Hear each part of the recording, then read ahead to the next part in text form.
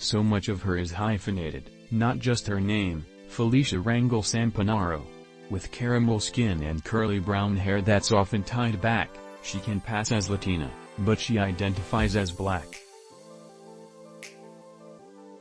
On the Texas-Mexico border, she's emerged as a vigorous defender of immigrants, and that work often forces her to reckon with how race and ethnicity, real and perceived, shape lives on the border, including her own.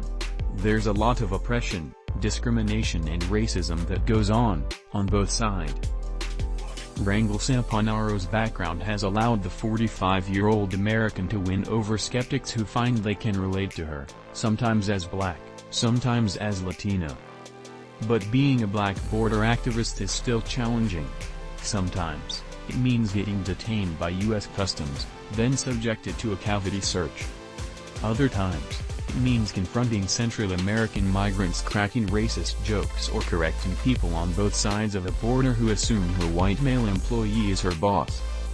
Immigration was not at the forefront of her mind when groups of asylum seekers appeared here 3 years ago.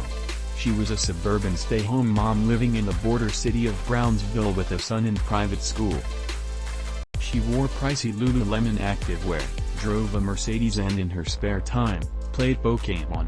A fellow Pokémon player's Facebook post about delivering donations to migrants camped on a border bridge spurred her to volunteer. She had crossed to Mexico a handful of times, like many Texans, as a tourist. That first winter day volunteering, she was struck by a new sight, shivering migrants in crisis. It was a hard thing, and it's still the hard thing for me to just turn my back to and then continue my life, she said. It just put a lot of things in perspective. Ethnicity and race can overlap, and in the months that followed, she noticed how many of the migrants looked like her, some from Africa. Volunteering with the migrants soon consumed her. Her husband didn't share her fervor. Within a year, they had divorced.